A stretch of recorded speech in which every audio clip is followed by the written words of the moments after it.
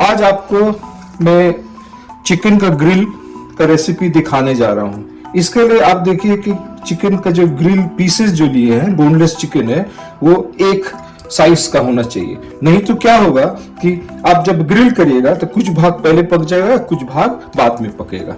सो आप अच्छी तरह से, ये करीब 300 से 400 ग्राम का चिकन है। तो इसके लिए आप सबसे पहले इसमें आप तेल लीजिएगा। तेल करीब 1 टेबल स्पून तेल होना चाहिए।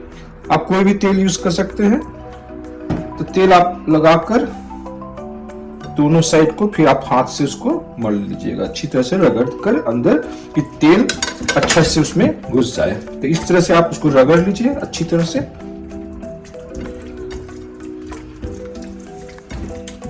अब तेल देने के बाद आप इसमें सोया सॉस, ये भी करीब 1 टेबल स्पून सोया सॉस आप लीजिएगा।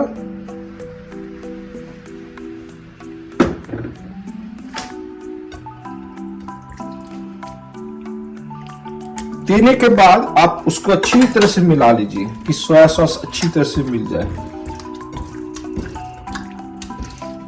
अब अच्छी तरह से इसको रगड़ लीजिए अंदर में कि वो अंदर तक चल जाए।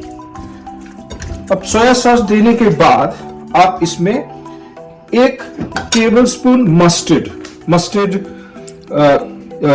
का ये लिक्विड है, और उसे आप 1 टेबल स्पून आप मस्टर्ड दे सकते हैं।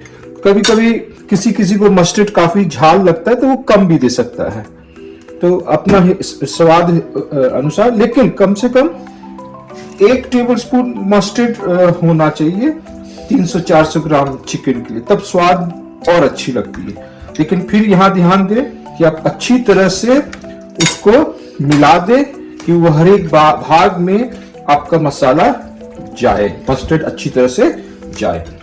इसके बाद आप लीजिएगा मध या हनी, ये भी करीब कोशिश करिए 1 टेबल स्पून लीजिए। बेसी नहीं, ये भी आपका मन पसंद के हिसाब से, बट 1 टेबल स्पून तो होना चाहिए जिससे कि स्वाद अच्छा लगे। तो 1 टेबल स्पून मध आप दीजिएगा। इसको भी आप देने के बाद अच्छी तरह से रगड़ लीजिए। तो ये रहा आपका 1 टेबल स्पून मध। अब इसमें हम लास्ट इसमें नमक और नींबू देंगे। तो सबसे पहले नींबू का जूस आप ये एसिडिक टेस्ट लाता है, ये अम्लिक होता है, तो इसे हम ध्यान दे कि हम बेसी नहीं देंगे, तो क्या होगा, ऊपर पक जाएगा, अंदर नहीं पकेगा। तो इसको भी मैं 1 टेबल स्पून हिसाब से इस्तेमाल करूंगा।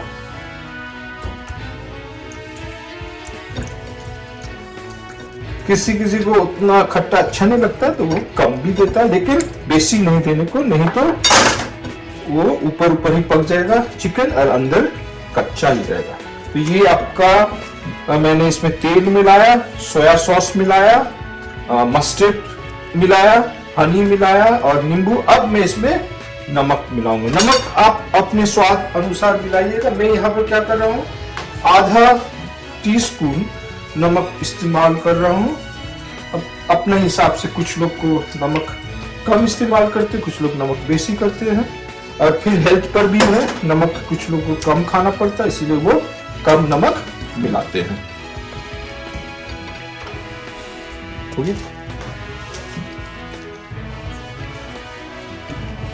चिकन को आधा घंटा या 1 घंटा तक मैरिनेट छोड़ दिया गया है।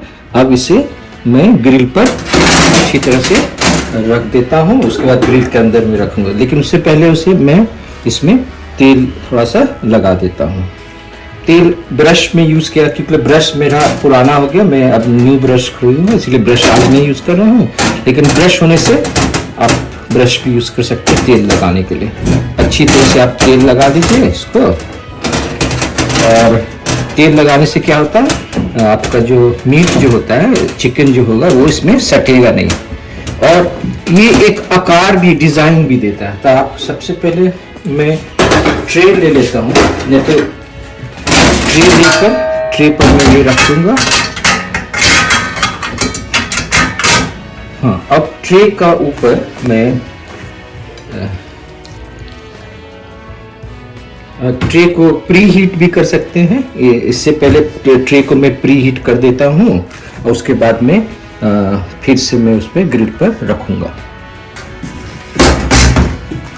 हाँ, ये प्री हीट हो गया है, अब गर्म है इसीलिए थोड़ा सावधानी से मैं ग्लव्स भी पहन सकता हूँ, लेकिन सावधान। हाँ, यहाँ पर आप ध्यान दीजिए कि सबसे पहले जो चिकना है वो पार्ट आप सबसे पहले रखिए नीचे और उसको इस तरह से आप रख सकते हैं। ये हो गया आपका ग्रिल पर रख दिया हमने। अब इसे मैं अंदर स्टोव के अंदर में रख देता हूँ।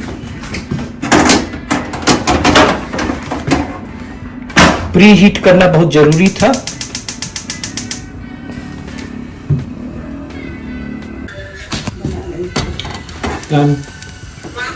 मैं इसे जस्ट चेक कर रहा हूँ कि ग्रिल बना है कि नहीं। देखने से लग रहा है कि अच्छा पक रहा है और काफ़ी अच्छा लाल हो रहा है, लेकिन थोड़ा और समय लगेगा बनने में।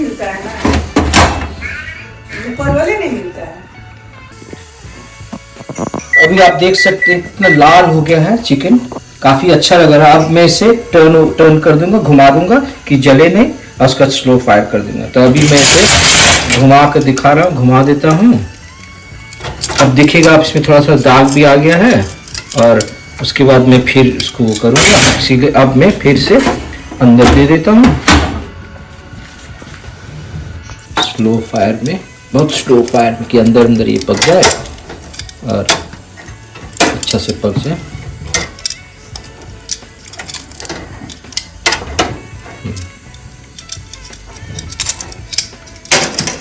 अब ये लाल अच्छा लग रहा है देखने में। अब धीमा आंच कर देते हैं। अब आप देख सकते हैं काफ़ी अच्छा लग रहा है, कलरफुल लग रहा है। आप इसे लेमन के साथ और गाजर और टमाटर के साथ खा सकते हैं, काफ़ी टेस्टी लगेगा और नींबू देने के बाद तो और भी टेस्टी लगेगा ऊपर से। तो आप इसे लाइक ज़रूर करिएगा और कोशिश करिएगा बनाने के लिए। बिल्कुल इसमें इतना वक्त भी नहीं लगता है और आसानी से बन जाता है। यही आपको ध्यान देना है कि वो आप इनका ये जब ग्रिल में आप इससे देते हैं तो उसका टेम्परेचर सही होना चाहिए, ना बेसी हीट। शुरू में हीट बेसी होगा, फ्लेम हाई होगा, उसके बाद लो फ्लेम में पकाएगा तो अंदर तक ये पक जाती है। धन्यवाद।